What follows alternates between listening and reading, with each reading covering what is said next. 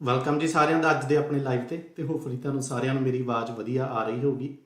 ਸੋ ਜਿਨ੍ਹਾਂ ਨੇ ਵੀ ਨਹੀਂ ਜੁਆਇਨ ਕੀਤਾ ਉਹ 1-2 ਮਿੰਟ ਦੇ ਵਿੱਚ ਜੁਆਇਨ ਕਰ ਲੈਣਗੇ। ਸੋ ਅੱਜ ਆਪਾਂ ਥੋੜੀ ਜਿਹੀ ਗੱਲਬਾਤ ਕਰਾਂਗੇ ਅਰਨਿੰਗਸ ਦੇ ਬਾਰੇ।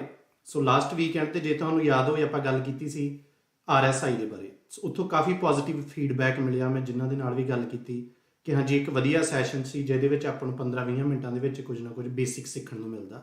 ਸੋ ਉਸੇ ਸੀਰੀਜ਼ ਨੂੰ ਕੰਟੀਨਿਊ ਕਰਦੇ ਆ। ਮੈਂ ਕਿਹਾ ਚਲੋ ਆਪਾਂ ਅਰਨਿੰਗਸ ਤੇ ਗੱਲ ਕਰਦੇ ਹਾਂ। ਸੋ ਅਰਨਿੰਗ ਦਾ ਇਹ ਹੈ ਕਿ ਥੋੜਾ ਜਿਹਾ ਆਪਾਂ ਲੇਟ ਹੋ ਗਏ ਪਰ still we have a time ਤੇ ਆਪਾਂ ਨਾਲ ਦੀ ਨਾਲ ਫਿਊਚਰ ਲਈ ਵੀ ਲਰਨ ਕਰ ਸਕਦੇ ਹਾਂ। ਸੋ ਫਾਰ ਮੈਂ ਜਿੰਨਾ ਕੁ ਅਰਨਿੰਗਸ ਦੇ ਵਿੱਚ ਦੇਖਿਆ ਕਿ ਜਿੰਨੇ ਵੀ ਵੀਰਾਂ ਭਰਾਵਾਂ ਨੇ ਆਪਣਾ ਟਰੇਡ ਕੀਤਾ ਤੇ ਉਹਦੇ ਵਿੱਚ ਮੇਨ ਚੀਜ਼ ਕੀ ਹੋਈ ਹੈ ਕਿ ਆਪਾਂ ਇੱਕ ਤਰ੍ਹਾਂ ਗੈਂਬਲ ਕਰਦੇ ਹਾਂ। ਸੋ ਗੈਂਬਲ ਕਿਹੜੇ ਤਰੀਕੇ ਨਾਲ ਕਰ ਰਹੇ ਹਾਂ ਕਿ ਆਪਾਂ ਨੂੰ ਲੱਗਦਾ ਕਿ ਹਾਂਜੀ ਆਹ ਸਟਾਕ ਥੱਲੇ ਡਿੱਗੂਗਾ, ਆਪਾਂ ਉਹਨੂੰ ਸ਼ਾਰਟ ਕਰ ਦਿੰਦੇ ਹਾਂ, ਲੱਗਦਾ ਉੱਪਰ ਜਾਊਗਾ ਆਪਾਂ ਉਹਨੂੰ ਬਾਏ ਕਰ ਲੈਂਦੇ ਹਾਂ। ਸੋ ਅੱਜ ਐਂਡ ਤੇ ਤੁਹਾਨੂੰ ਮੈਂ ਥੋੜੀ ਜਿਹੀ ਸਟ੍ਰੈਟਜੀ ਵੀ ਦੱਸੂਗਾ ਕਿ ਆਪਾਂ ਗੈਂਬਲ ਤੀਰ ਤੁੱਕਾ ਛੱਡ ਕੇ, ਕਿਉਂਕਿ ਜੇ ਤੁਸੀਂ ਮੇਰੀ ਤੀਰ ਤੁੱਕੇ ਵਾਲੀ ਵੀਡੀਓ ਦੇਖੀ ਹੋਊਗੀ ਤੇ ਤੁਹਾਨੂੰ ਪਤਾ ਲੱਗਾ ਹੋਊਗਾ ਕਿ ਆਪਾਂ ਤੀਰ ਤੁੱਕਾ ਜੇ ਲਾਉਂਦੇ ਆ ਪੈਸੇ ਬਣਦੇ ਵੀ ਬਹੁਤ ਆ ਪਰ ਨੁਕਸਾਨ ਵੀ ਹੋ ਜਾਂਦਾ। ਸੋ ਤੀਰ ਤੁੱਕੇ ਵਾਲੀ ਸਟ੍ਰੈਟਜੀ ਨੂੰ ਆਪਾਂ ਛੱਡ ਕੇ ਅੱਜ ਥੋੜਾ ਜਿਹਾ ਦੇਖਾਂਗੇ ਕਿ ਹਾਂ ਕਿਹੜੇ ਤਰੀਕੇ ਨਾਲ ਪ੍ਰੋਪਰਲੀ ਜਿਹੜੀਆਂ ਅਰਨਿੰਗਸ ਆਉਂਦੀਆਂ ਨੇ ਉਹਨਾਂ ਨੂੰ ਆਪਾਂ ਟ੍ਰੇਡ ਕਰ ਸਕਦੇ ਹਾਂ। ਸੋ ਅਰਨਿੰਗ ਇੱਕ ਇਦਾਂ ਦਾ ਟੌਪਿਕ ਹੈ ਕਿ ਜੇ ਆਪਾਂ ਇਹਨੂੰ ਕਰਨਾ ਹੋਵੇ ਪ੍ਰੋਪਰਲੀ ਡਿਸਕਸ ਤੇ ਆਪਾਂ ਨੂੰ ਇੱਕ ਦਿਨ ਪੂਰਾ ਲੱਗ ਜਾਊਗਾ। ਸਵੇਰ ਤੋਂ ਸ਼ਾਮਾਂ ਤੱਕ ਲੱਗੇ ਰਹੀਏ ਫਿਰ ਵੀ ਤੁਹਾਡੇ ਐਂਡ ਤੇ ਕੁਐਸਚਨ ਹੋਣਗੇ। ਹੁਣ ਆਪਾਂ 15-20 ਮਿੰਟ ਲਾਉਣੇ ਆ ਪਰ ਇਹਦੇ ਵਿੱਚ ਆਪਾਂ ਬੇਸਿਕ ਦੇ ਨਾਲ ਟੱਚ ਕਰਨਾ। ਘੱਟੋ ਘੱਟ ਤੁਹਾਨੂੰ ਪਤਾ ਹੋਵੇ ਕਿ ਦੇਖਣਾ ਕੀ ਅਰਨਿੰਗ ਦੇ ਵਿੱਚ ਕਿਹੜੀਆਂ ਚੀਜ਼ਾਂ ਜਿਹੜੀਆਂ ਰਾਈਟ ਵੇ ਅਰਨਿੰਗਸ ਨੂੰ ਇੰਪੈਕਟ ਕਰਦੀਆਂ ਤੇ ਸਟਾਕ ਨੂੰ ਇੰਪੈਕਟ ਕਰਦੀਆਂ ਜਦੋਂ ਅਰਨਿੰਗਸ ਆਉਂਦੀ ਹੈ। So without further due let's talk about. So earning ਹੈ ਕੀ ਹੈ? ਅਰਨਿੰਗ ਬੇਸਿਕਲੀ ਕੀ ਹੈ ਕਿ ਇੱਕ ਕੰਪਨੀ ਦੀ ਜਿੱਦਾਂ ਬਲੱਡ ਟੈਸਟ ਰਿਪੋਰਟ ਕਹਿ ਦਿਓ। ਹੁਣ ਆਪਾਂ ਡਾਕਟਰ ਤੋਂ ਜਾਂਦੇ ਆਪਣੇ 6 ਮਹੀਨਿਆਂ ਬਾਅਦ, ਸਾਲ ਬਾਅਦ ਉਹ ਆਪਣੇ ਬਲੱਡ ਟੈਸਟ ਕਰਦਾ, ਠੀਕ ਹੈ ਜੀ। ਬਲੱਡ ਟੈਸਟ ਕਰਕੇ ਜਾਂ ਹੋਰ ਵੀ ਜਿਹੜੇ ਟੈਸਟ ਕਰਕੇ ਦੱਸਦਾ ਕਿ ਹਾਂ ਤੁਹਾਡੇ ਵਿੱਚ ਆਹ ਵੱਧ ਘੱਟ ਆ, ਥੋੜਾ ਜਿਹਾ ਆਪਣਾ ਪਰਹੇਜ਼ ਕਰੋ, ਡਾਈਟ ਦਾ ਕਰੋ ਜਾਂ ਕੋਈ ਦਵਾਈ ਲਿਖ ਕੇ ਦਿੰਦਾ। ਸੋ ਇਦਾਂ ਹੀ ਜਿਹੜੀ ਅਰਨਿੰਗਸ ਆ ਆਉਂਦੀਆਂ ਨੇ। ਸੋ ਕੁਆਟਰਲੀ ਅਰਨਿੰਗ ਆਉਂਦੀ ਆ ਤੇ ਈਅਰਲੀ ਅਰਨਿੰਗ ਆਉਂਦੀ ਆ। ਸੋ ਕੁਆਟਰਲੀ ਕਹਿਣ ਦਾ ਮਤਲਬ ਵੀ ਐਵਰੀ 3rd ਮੰਥ ਜਿਹੜੀ ਆ ਅਰਨਿੰਗਸ ਆਉਂਦੀ ਆ। ਹੁਣ ਜਿਹੜੀਆਂ ਕਈਆਂ ਦੀਆਂ ਲਾਸਟ ਕੁਆਟਰ ਦੀਆਂ ਚੱਲ ਰਹੀਆਂ, ਕਈਆਂ ਦੀਆਂ 3rd ਕੁਆਟਰ ਦੀਆਂ ਚੱਲ ਰਹੀਆਂ। ਸੋ ਜਿਹੜੀ ਕੁਆਟਰਲੀ ਅਰਨਿੰਗ ਹੁੰਦੀ ਆ ਉਸ ਰਿਪੋਰਟ ਨੂੰ ਕਹਿੰਦੇ ਨੇ 10Q, ਠੀਕ ਹੈ। ਸੋ ਜਿਹੜੀ ਉਹਦਾ ਨੰਬਰ ਦਿੱਤਾ ਹੋਇਆ Q ਤੋਂ ਆਪਾਂ ਨੂੰ ਪਤਾ ਲੱਗ ਜਾਂਦਾ ਕਿ ਇਹ ਕਿਹੜੀ ਹੈ ਕੁਆਟਰਲੀ ਅਰਨਿੰਗ ਆ। ਜਿਹੜੀ ਈਅਰਲੀ ਅਰਨਿੰਗ ਆ ਉਸ ਰਿਪੋਰਟ ਦਾ ਜਾਂ ਉਸ ਫਾਰਮ ਦਾ ਨਾਮ ਹੁੰਦਾ 10K। ਸੋ ਇਹ ਵਾਲੀਆਂ ਜਿਹੜੀਆਂ ਅਰਨਿੰਗਸ ਨੇ ਆਪਾਂ ਦੇਖਦੇ ਹਾਂ। ਸੋ ਐਵਰੀ 3rd ਮੰਥ ਕਿਸੇ ਕੰਪਨੀ ਦਾ ਇੱਕ ਤਰੀਕੇ ਨਾਲ ਬਲੱਡ ਟੈਸਟ ਹੁੰਦਾ ਜਿਹਦੇ ਵਿੱਚ ਆਪਾਂ ਨੂੰ ਪਤਾ ਲੱਗਦਾ ਕਿ ਹਾਂ ਹੁਣ ਇਹ ਕੰਪਨੀ ਦੇ ਵਿੱਚ ਕਿਹੜੀ ਚੀਜ਼ ਥੋੜੀ ਜਿਹੀ ਵਧੀ ਹੋਈ ਆ, ਕਿਹੜੇ ਤੱਤ ਘਟੇ ਹੋਏ ਨੇ, ਕਿੱਥੇ ਇਹਨਾਂ ਨੂੰ ਥੋੜਾ ਜਿਹਾ ਧਿਆਨ ਦੇਣ ਦੀ ਲੋੜ ਆ ਤੇ ਉਹ ਚੀਜ਼ ਆਪਾਂ ਵੇਖਣੀ ਸ਼ੁਰੂ ਕਰਨੀ ਹੈ। ਹੁਣ ਅਰਨਿੰਗ ਜ਼ਿਆਦੀਆਂ ਕਲੋਜ਼ਲੀ ਕਿਹੜਾ ਬੰਦਾ ਦੇਖੂਗਾ? ਜਿਹਨੇ ਲੌਂਗ ਟਰਮ ਲਈ ਕਿਸੇ ਕੰਪਨੀ 'ਚ ਇਨਵੈਸਟ ਕਰਨਾ। ਹੁਣ ਲੌਂਗ ਟਰਮ ਲਈ ਜਦੋਂ ਤੁਸੀਂ ਇਨਵੈਸਟ ਕਰਨਾ ਅਰਨਿੰਗਸ ਦੇਖਣੀਆਂ ਕਿਉਂ ਜ਼ਰੂਰੀ ਨੇ? ਹੁਣ ਮੇਰਾ ਸਿੰਪਲ ਜਿਹਾ ਕੁਐਸਚਨ ਆ ਤੁਹਾਨੂੰ ਸਾਰਿਆਂ ਨੂੰ। ਮੰਨ ਲਓ ਕੱਲ ਨੂੰ ਮੈਂ ਤੁਹਾਡੇ ਕੋਲ ਆਫਰ ਲੈ ਕੇ ਆਉਣਾ ਕਿ ਭਾਜੀ ਮੇਰੇ ਇੱਥੇ ਨਾ 2 ਪੀਜ਼ਾ ਸਟੋਰ ਨੇ ਤੇ ਮੈਂ ਵੇਚਣੇ ਆ, ਠੀਕ ਹੈ, ਤੇ ਇੰਨੇ ਦੇ ਵੇਚਣੇ ਆ। ਸਭ ਤੋਂ ਪਹਿਲੀ ਚੀਜ਼ ਤੁਸੀਂ ਮੇਰੇ ਤੋਂ ਕੀ ਪੁੱਛੋਗੇ? ਭਾਜੀ ਕਿੰਨੇ ਕੁ ਪੈਸੇ ਬਣਾਉਂਦਾ ਪੀਜ਼ਾ ਸਟੋਰ, ਠੀਕ ਹੈ ਜੀ, ਕਿੰਨੇ ਕੁ ਕਸਟਮਰ ਆਉਂਦੇ ਨੇ, ਕਿੰਨੀ ਸੇਲ ਆ ਤੁਹਾਡੀ, ਖਰਚਾ ਕੀ ਆ, ਲੀਜ਼ ਕਿਹੜੀ ਆ, ਠੀਕ ਹੈ ਜੀ, ਉਹਦੀ ਲੀਜ਼ ਕਿੰਨੀ ਜਾ ਰਹੀ ਆ। ਸੋ ਇਹ ਸਾਰੇ ਕੁਐਸਚਨ ਪੁੱਛੋਗੇ ਤੁਸੀਂ ਮੈਨੂੰ ਮੇਰਾ ਬਿਜ਼ਨਸ ਬਾਏ ਕਰਨ ਤੋਂ ਪਹਿਲਾਂ ਜਾਂ ਹੋਰ ਕੋਈ ਬਿਜ਼ਨਸ ਵੀ ਬਾਏ ਕਰਨ ਤੋਂ ਪਹਿਲਾਂ। ਹੁਣ ਸੇਮ ਅਰਨਿੰਗਸ ਦੇ ਵਿੱਚ ਆ ਕਿ ਜਦੋਂ ਤੁਸੀਂ ਕਿਸੇ ਕੰਪਨੀ ਦੇ ਵਿੱਚ 8, 10, 15 ਸਾਲ ਲਈ ਪੈਸਾ ਇਨਵੈਸਟ ਕਰ ਰਹੇ ਹੋ, ਕੀ ਤੁਹਾਨੂੰ ਇਹ ਪੁੱਛਣਾ ਬਣਦਾ ਕਿ ਹਾਂ ਇਹ ਕੰਪਨੀ ਦੀ ਸੇਲ ਕੀ ਹੋ ਰਹੀ ਹੈ, ਠੀਕ ਹੈ, ਕਰਜ਼ਾ ਕਿੰਨਾ ਕਿ ਇਹਨਾਂ ਤੇ, ਕਿੱਧਰ ਨੂੰ ਕੰਪਨੀ ਜਾ ਰਹੀ ਹੈ, ਠੀਕ ਹੈ। ਹੁਣ ਜੇ ਆਪਾਂ ਨਹੀਂ ਪੁੱਛ ਰਹੇ ਇਹਦਾ ਮਤਲਬ ਆਪਾਂ ਕੀ ਆ ਪ੍ਰੋਪਰਲੀ ਬਿਜ਼ਨਸ ਦੇ ਵਿੱਚ ਇਨਵੈਸਟ ਅਜੇ ਨਹੀਂ ਕਰ ਰਹੇ, ਆਪਾਂ ਤੀਰ ਤੁੱਕਾ ਹੀ ਲਾ ਰਹੇ ਹਾਂ। ਸੋ ਜਿੱਦਾਂ ਤੁਸੀਂ ਆਮ ਕੋਈ ਬਿਜ਼ਨਸ ਬਾਏ ਕਰਦੇ ਹੋ ਸਾਰੀਆਂ ਚੀਜ਼ਾਂ ਪੁੱਛਦੇ ਹੋ, ਇਦਾਂ ਹੀ ਜਦੋਂ ਸਟਾਕ ਮਾਰਕੀਟ ਦੇ ਵਿੱਚ ਕਿਸੇ ਬਿਜ਼ਨਸ 'ਚ ਲੌਂਗ ਟਰਮ ਨਹੀਂ ਇਨਵੈਸਟ ਕਰਨਾ, ਉੱਥੇ ਤੁਸੀਂ ਸ਼ੇਅਰ ਹੋਲਡਰ ਬਣਨ ਜਾ ਰਹੇ ਹੋ। ਤੁਹਾਡਾ ਹੱਕ ਬਣਦਾ, ਠੀਕ ਹੈ ਜੀ, ਤੁਹਾਡਾ ਫਰਜ਼ ਬਣਦਾ ਨਾਲੇ ਕਿ ਉਹਨਾਂ ਨੂੰ ਪੜ੍ਹਨਾ ਕਿ ਹਾਂ ਕੰਪਨੀ ਦੀ ਸੇਲ ਕਿੱਧਰ ਨੂੰ ਜਾ ਰਹੀ ਹੈ, ਵੱਧ ਰਹੀ ਹੈ, ਘਟ ਰਹੀ ਹੈ, ਕੀ ਹੋ ਰਿਹਾ। ਤੇ ਉਹ ਕਿੱਥੋਂ ਪਤਾ ਲੱਗਦਾ ਤੁਹਾਨੂੰ? ਕੁਆਟਰਲੀ ਅਰਨਿੰਗਸ ਤੇ ਈਅਰਲੀ ਅਰਨਿੰਗਸ ਦੇ ਵਿੱਚ। ਸੋ ਹੋਪਫੁਲੀ ਤੁਹਾਨੂੰ ਹੁਣ ਤੱਕ ਕਲੀਅਰ ਹੋ ਗਿਆ ਹੋਊਗਾ ਕਿ ਆਪਾਂ ਅਰਨਿੰਗਸ ਰਿਪੋਰਟ ਦੇਖਣੀ ਕਿਉਂ ਆ। ਹੁਣ ਆਪਾਂ ਅਰਨਿੰਗਸ ਰਿਪੋਰਟ ਚੈੱਕ ਕਿੱਥੇ ਕਰ ਸਕਦੇ ਹਾਂ? ਸੋ ਬਹੁਤ ਸਾਰੀਆਂ ਵੈਬਸਾਈਟਸ ਨੇ। ਯਾਹੂ ਫਾਈਨਾਂਸ ਤੇ ਤੁਸੀਂ ਚਲ ਜਾਓ, ਇਹਨੂੰ ਮੈਂ ਥੋੜਾ ਜਿਹਾ ਟੱਚ ਵੀ ਕਰੂੰਗਾ ਇਨ ਦਾ ਮਿਡਲ ਜਾਂ ਐਂਡ ਤੇ ਕਿ ਆਪਾਂ ਕਿੱਦਾਂ ਅਰਨਿੰਗ ਰਿਪੋਰਟ ਚੈੱਕ ਕਰਨੀ ਹੈ। ਸੀਕਿੰਗ ਅਲਫਾ ਤੇ ਚਲ ਜਾਓ, ਕਿਸੇ ਵੀ ਕੰਪਨੀ ਦੀ ਅਰਨਿੰਗ ਚੈੱਕ ਕਰਨੀ ਹੈ, ਮੰਨ ਲਓ ਤੁਸੀਂ ਐਪਲ ਦੀ ਕਰਨੀ ਹੈ, ਉਹਦੀ ਵੈਬਸਾਈਟ ਤੇ ਇੱਕ ਇਨਵੈਸਟਰ ਰਿਲੇਸ਼ਨ ਪੇਜ ਹੁੰਦਾ, ਉੱਥੇ ਚਲ ਜਾਓ, ਉੱਥੇ ਤੁਹਾਨੂੰ ਮਿਲ ਜੂਗੀ। ਨਾਲ ਦੀ ਨਾਲ ਤੁਸੀਂ ਜਿਹੜਾ ਤੁਹਾਡਾ ਬ੍ਰੋਕਰ ਕੋਈ ਵੀ ਜੇ ਵਧੀਆ ਯੂਜ਼ ਕਰਦੇ ਹੋ, ਇੰਟਰੈਕਟਿਵ ਬ੍ਰੋਕਰ ਆਪਾਂ ਯੂਜ਼ ਕਰਦੇ ਹਾਂ, ਤੇ ਉਹ ਵੀ ਅਰਨਿੰਗ ਜਿਹੜੀਆਂ ਰਿਪੋਰਟ ਨੇ ਤੁਸੀਂ ਸਟਾਕ ਦੀ ਪ੍ਰੋਫਾਈਲ ਦੇ ਵਿੱਚ ਜਾਓਗੇ, ਫਾਈਨੈਂਸ਼ੀਅਲ ਇੰਸਟਰੂਮੈਂਟ ਦੇ ਵਿੱਚ ਤੁਹਾਨੂੰ ਉੱਥੇ ਮਿਲ ਜਾਣਗੀਆਂ। ਸੋ ਇਹ ਵੱਖ-ਵੱਖ ਚੀਜ਼ਾਂ ਨੇ। ਨਾਲ ਦੀ ਨਾਲ ਤੁਸੀਂ SEC ਦੀ ਵੈਬਸਾਈਟ ਤੇ ਵੀ ਦੇਖ ਸਕਦੇ ਹੋ, ਸਿਕਿਉਰਿਟੀ ਐਕਸਚੇਂਜ ਕਮਿਸ਼ਨ, ਕਿਉਂਕਿ ਜਿਹੜੀ ਵੀ ਕੰਪਨੀ ਅਰਨਿੰਗਸ ਰਿਪੋਰਟ ਰਿਲੀਜ਼ ਕਰਦੀ ਆ ਉਹ ਸਿਕਿਉਰਿਟੀ ਐਕਸਚੇਂਜ ਨੂੰ ਸਬਮਿਟ ਕਰਦੀ ਆ। ਉਹਨਾਂ ਦੀ ਵੈਬਸਾਈਟ ਤੇ ਜਾ ਕੇ ਤੁਸੀਂ ਦੇਖੋਗੇ ਤੇ ਉੱਥੇ ਸਰਚ ਕਰਿਓ ਕਿਸੇ ਵੀ ਕੰਪਨੀ ਦਾ ਟਿਕਰ ਤੇ 10Q ਜਾਂ 10K ਫਾਰਮ ਉਹ ਤੁਹਾਨੂੰ ਮਿਲ ਜਾਊਗਾ। ਹੁਣ ਕਹਿੰਦਾ ਜਦੋਂ ਅਰਨਿੰਗਸ ਆਉਂਦੀ ਉਹਦੇ ਵਿੱਚ ਆਪਾਂ ਦੇਖਣਾ ਕੀ ਆ, ਠੀਕ ਹੈ ਜੀ। ਸੋ ਅਰਨਿੰਗ ਜਿਹੜੀ ਆ ਉਹ ਮੋਸਟਲੀ 3 ਤੋਂ 4 ਹਿੱਸਿਆਂ ਦੇ ਵਿੱਚ ਵੰਡੀ ਹੁੰਦੀ ਆ। ਸਭ ਤੋਂ ਪਹਿਲਾਂ ਕੀ ਹੁੰਦਾ, ਇਨਕਮ ਸਟੇਟਮੈਂਟ, ਠੀਕ ਹੈ। ਸੋ ਇਹਨਾਂ ਬਾਰੇ ਆਪਾਂ ਥੋੜੀ ਜਿਹੀ ਅੱਗੇ ਡੀਟੇਲ 'ਚ ਗੱਲਬਾਤ ਕਰਾਂਗੇ ਨੈਕਸਟ 2-3 ਮਿੰਟ ਦੇ ਵਿੱਚ। ਸਭ ਤੋਂ ਪਹਿਲੀ ਹੈ ਇਨਕਮ ਸਟੇਟਮੈਂਟ, ਫਿਰ ਬੈਲੈਂਸ ਸ਼ੀਟ, ਫਿਰ ਸਟੇਟਮੈਂਟ ਆਫ ਕੈਸ਼ ਫਲੋ। ਹੁਣ ਤੁਹਾਡੇ ਵਿੱਚੋਂ ਜਿਨ੍ਹਾਂ ਦਾ ਕੋਈ ਆਪਣਾ ਬਿਜ਼ਨਸ ਆ, ਠੀਕ ਹੈ, ਜਾਂ ਜਿਨ੍ਹਾਂ ਨੇ ਅਕਾਊਂਟਿੰਗ ਵਗੈਰਾ ਕੀਤੀ ਆ, ਉਹ ਥੋੜੇ ਜਿਹੇ ਇਹਨਾਂ ਟਰਮ ਦੇ ਨਾਲ ਕੀ ਆ ਆਪਣੇ ਆਪ ਨੂੰ ਰਿਲੇਟ ਕਰ ਪਾਉਣਗੇ, ਤੁਹਾਨੂੰ ਅੰਡਰਸਟੈਂਡ ਜਲਦੀ ਹੋ ਜੂਗੀ। ਪਰ ਜਿਹੜੇ ਇਸ ਫੀਲਡ ਦੇ ਵਿੱਚ ਨਹੀਂ ਆ ਉਹਨਾਂ ਨੂੰ ਥੋੜਾ ਜਿਹਾ ਸਟੱਡੀ ਕਰਨੀ ਪੈਂਦੀ ਇੱਥੇ, ਕਿਉਂਕਿ ਆਪਾਂ ਕਦੀ ਇਨਕਮ ਸਟੇਟਮੈਂਟ, ਬੈਲੈਂਸ ਸ਼ੀਟ ਜਾਂ ਕੈਸ਼ ਫਲੋ ਸਟੇਟਮੈਂਟ ਕੀ ਹੁੰਦੀ ਹੈ ਨਹੀਂ ਦੇਖੀ। ਪਰ ਜੇ ਤੁਹਾਡੀ ਆਪਣੀ ਕੋਈ ਕੰਪਨੀ ਹੈ, ਤੁਸੀਂ ਅਕਾਊਂਟੈਂਟ ਤੋਂ ਜਾਂਦੇ ਹੋ ਈਅਰ ਐਂਡ ਤੇ, ਉਹ ਤੁਹਾਨੂੰ ਇਹ ਸਾਰੀਆਂ ਚੀਜ਼ਾਂ ਪੁੱਛਦਾ ਹੀ ਆ। ਹੁਣ ਨਾਲ ਦੀ ਨਾਲ ਕੀ ਆ, ਜਦੋਂ ਅਰਨਿੰਗ ਰਿਪੋਰਟ ਆਉਂਦੀ ਆ ਉਹਦੇ ਵਿੱਚ ਕੀ ਆਉਂਦਾ ਨੈਕਸਟ, ਪ੍ਰੈਸ ਰਿਲੀਜ਼ ਕਰਦੇ ਆ ਤੇ ਫਿਊਚਰ ਗਾਈਡੈਂਸ ਦਿੰਦੇ ਆ। ਇਹ ਜਿਹੜੀਆਂ ਚੀਜ਼ਾਂ ਆ ਸਟਾਕ ਦੇ ਪ੍ਰਾਈਸ ਨੂੰ ਬਹੁਤ ਹੀ ਜ਼ਿਆਦਾ ਜਿਹੜਾ ਇੰਪੈਕਟ ਕਰਦੀਆਂ ਕਿ ਜਿਹੜੀ ਫਿਊਚਰ ਗਾਈਡੈਂਸ ਕੀ ਆ ਤੇ ਨਾਲ ਦੀ ਨਾਲ ਪ੍ਰੈਸ ਰਿਲੀਜ਼ ਦੇ ਵਿੱਚ ਉਹ ਕੀ ਕਹਿ ਰਹੇ ਆ। ਹੁਣ ਨੈਕਸਟ ਆਪਾਂ ਦੇਖਦੇ ਹਾਂ ਇਨਕਮ ਸਟੇਟਮੈਂਟ ਦੇ ਵਿੱਚ ਕੀ ਹੁੰਦਾ। ਹੁਣ ਇਨਕਮ ਸਟੇਟਮੈਂਟ ਬਹੁਤ ਸਿੰਪਲ ਜੀ ਅੰਡਰਸਟੈਂਡ ਕਰਨੀ। ਹੁਣ ਜੇ ਮੈਂ ਤੁਹਾਡੇ ਤੋਂ ਆਵਾਂ, ਤੁਹਾਡੀ ਟਰੱਕਿੰਗ ਕੰਪਨੀ ਆ ਤੇ ਮੈਂ ਤੁਹਾਡੀ ਇਨਕਮ ਸਟੇਟਮੈਂਟ ਦੇਖਣੀ ਹੋਵੇ, ਮੈਂ ਕੀ ਪੁੱਛਣਾ, ਮੈਂ ਕਹਿਣਾ ਭਾਜੀ ਪਿਛਲੇ 3 ਮਹੀਨਿਆਂ 'ਚ ਕਿੰਨੇ ਕੁ ਪੈਸੇ ਬਣਾਏ, ਠੀਕ ਹੈ। ਤੁਸੀਂ ਕਹਿਣਾ ਭਾਜੀ ਇੰਨੇ ਕੁ ਲੋਡ ਲੱਗੇ ਆ ਪੈਸੇ ਬਣਾਏ ਆ, ਮੈਂ ਕਹਿਣਾ ਚਲੋ ਵਧੀਆ, ਉਹ ਤੁਹਾਡਾ ਕੀ ਹੋ ਗਿਆ, ਰੈਵਨਿਊ। ਸੋ ਇਨਕਮ ਸਟੇਟਮੈਂਟ ਦੇ ਵਿੱਚ ਕੀ ਇਨਕਲੂਡ ਹੁੰਦਾ, ਰੈਵਨਿਊ। ਮੈਂ ਕਹਿਣਾ ਭਾਜੀ ਹਾਂਜੀ ਤੇਲ ਦਾ ਕਿੰਨਾ ਕੁ ਖਰਚਾ, ਡਰਾਈਵਰਾਂ ਨੂੰ ਤਨਖਾਹਾਂ ਕਿੰਨੀਆਂ ਕੁ ਦਿੱਤੀਆਂ, ਤੁਸੀਂ ਉਹ ਦੱਸ ਦੇਣੀ ਆ ਕਿ ਇੰਨਾ ਕੁ ਖਰਚਾ ਹੋਇਆ, ਆਪਣੇ ਖਰਚਿਆਂ 'ਚ ਪੈ ਜਾਣਾ, ਜਿਹਨੂੰ ਆਪਾਂ ਪੰਜਾਬੀ 'ਚ ਕਹਿ ਦਿੰਦੇ ਹਾਂ ਕਿ ਆਹ ਚੀਜ਼ਾਂ ਆਪਾਂ ਆਪਣੇ ਖਰਚਿਆਂ 'ਚ ਪਾ ਦਾਂਗੇ, ਠੀਕ ਹੈ। ਸੋ ਉਹ ਕੰਪਨੀ ਦਾ ਐਕਸਪੈਂਸ ਆ। ਫਿਰ ਨਾਲ ਦੀ ਨਾਲ ਕੀ ਆ, ਗੇਨ ਤੇ ਲਾਸਸ। ਸੋ ਗੇਨ ਲਾਸ ਕੀ ਆ, ਮੰਨ ਲਓ ਤੁਸੀਂ ਕੋਈ ਟਰੱਕ ਵੇਚਿਆ ਵਾ ਤੁਹਾਡੀ ਕੰਪਨੀ ਦੇ ਵਿੱਚੋਂ, ਹੁਣ ਟਰੱਕ ਮਹਿੰਗੇ ਹੋਏ ਸੀ, ਤੁਹਾਨੂੰ ਉਹ ਫਾਇਦਾ ਦੇ ਕੇ ਗਿਆ, ਉਹ ਤੁਹਾਡਾ ਗੇਨ ਆ ਇਨਕਮ ਸਟੇਟਮੈਂਟ 'ਚ। ਜਾਂ ਕੋਈ ਹੋਰ ਇਕਵਿਪਮੈਂਟ ਵੇਚਿਆ ਆਪਣੀ ਕੰਪਨੀ 'ਚੋਂ, ਘਾਟੇ 'ਚ ਵੇਚਿਆ, ਉਹ ਲਾਸ ਆ, ਠੀਕ ਹੈ। ਸੋ ਇਹਨੂੰ ਪ੍ਰੋਫਿਟ ਲਾਸ ਸਟੇਟਮੈਂਟ ਵੀ ਕਹਿ ਦਿੰਦੇ ਕਿ ਆਪਣਾ ਪ੍ਰੋਫਿਟ ਕਿੰਨਾ ਕੁ ਹੋਇਆ, ਲਾਸ ਕਿੰਨਾ ਕੁ ਹੋਇਆ। ਸੋ ਇਹ ਸਭ ਤੋਂ ਪਹਿਲੀ ਚੀਜ਼ ਆ ਜਿਹੜੀ ਆਪਾਂ ਦੇਖ ਸਕਦੇ ਹਾਂ। ਹੁਣ ਤੁਹਾਡਾ ਐਜ਼ ਏ ਇਨਵੈਸਟਰ ਕੰਮ ਕੀ ਆ, ਸੋ ਵਾਟ ਵੀ ਵਾਂਟ ਜਿਹੜਾ ਸੈਕੰਡ ਪੁਆਇੰਟ ਆ, ਆਪਾਂ ਇਹ ਦੇਖਣਾ ਕਿ ਜਿਹੜੀ ਕੰਪਨੀ ਦੀ ਅਰਨਿੰਗਸ ਰੈਵਨਿਊ ਆ ਉਹ ਲਗਾਤਾਰ ਇਨਕਰੀਜ਼ ਹੋ ਰਿਹਾ, ਠੀਕ ਹੈ। ਐਵਰੀ ਕੁਆਟਰ ਜਾਂ ਐਵਰੀ ਈਅਰ ਕਿੰਨਾ ਕੁ ਵੱਧ ਰਿਹਾ, ਕਿੰਨੇ ਪਰਸੈਂਟੇਜ ਵੱਧ ਰਿਹਾ। ਨਾਲ ਦੀ ਨਾਲ ਆਪਾਂ ਇਹ ਦੇਖਣਾ ਕਿ ਜਿਹੜੇ ਉਹਨਾਂ ਦੇ ਖਰਚੇ ਆ ਉਹ ਡਿਕਰੀਜ਼ ਹੋ ਰਹੇ ਆ। ਹੁਣ ਜਦੋਂ ਕੋਈ ਕੰਪਨੀ ਨਵੀਂ ਸਟਾਰਟ ਹੁੰਦੀ ਹੈ ਉਦੋਂ ਉਹਦੇ ਖਰਚੇ ਬਹੁਤ ਜ਼ਿਆਦਾ ਹੋਣਗੇ। ਜੇ ਹੁਣ ਅੱਜ ਆਪਾਂ ਗੱਲ ਕਰ ਲਈਏ ਟੈਸਲਾ ਦੀ, ਉਹ ਹੁਣ ਪ੍ਰੋਫਿਟੇਬਲ ਹੋਣੀ ਥੋੜੀ ਕੰਪਨੀ ਸ਼ੁਰੂ ਹੋਈ ਹੈ ਕਿਉਂਕਿ ਉਹ ਨਵੀਆਂ ਫੈਕਟਰੀਆਂ ਲਾ ਰਹੇ ਨੇ, ਖਰਚਾ ਵੱਧ ਰਿਹਾ। ਪਰ ਜਦੋਂ ਜਾ ਕੇ ਇੱਕ ਕੰਪਨੀ ਲੈਵਲ ਤੇ ਬਿਲਡ ਹੋ ਜਾਂਦੀ ਆ 5, 7, 10 ਸਾਲ ਬਾਅਦ, 15 ਸਾਲ ਬਾਅਦ, ਉਦੋਂ ਖਰਚਾ ਘਟ ਜਾਂਦਾ। ਜਦੋਂ ਤੁਸੀਂ ਨਵੀਂ ਟਰੱਕਿੰਗ ਕੰਪਨੀ ਆਪਣੀ ਸ਼ੁਰੂ ਕਰਨੀ ਹੈ, ਪਹਿਲਾਂ ਤੁਹਾਡੇ 2-4 ਸਾਲ 'ਚ ਖਰਚੇ ਹੋਣਗੇ, ਤੁਸੀਂ 2-4 ਨਵੇਂ ਟਰੱਕ ਵੀ ਪਾਉਣੇ ਆ, ਹੋ ਸਕਦਾ ਯਾਰਡ ਵੀ ਲਾਓ, ਟਰੱਕ ਆਪਣਾ ਲਾਓ, ਕਈ ਚੀਜ਼ਾਂ ਲਾਓਗੇ। ਪਰ ਜਦੋਂ 10-15 ਸਾਲ ਲੰਘ ਗਏ ਫਿਰ ਤੁਹਾਨੂੰ ਨਵੀਆਂ ਚੀਜ਼ਾਂ ਐਡ ਕਰਨ ਦੀ ਲੋੜ ਨਹੀਂ। ਤੁਹਾਡੀ ਕੰਪਨੀ ਜਿਹੜਾ ਪਿੱਛੇ ਤੁਸੀਂ ਸਾਰਾ ਸੈਟਲਮੈਂਟ ਕੀਤੀ ਉਹਦੇ ਸਿਰ ਤੇ ਚੱਲੀ ਜਾਣੀ ਆ।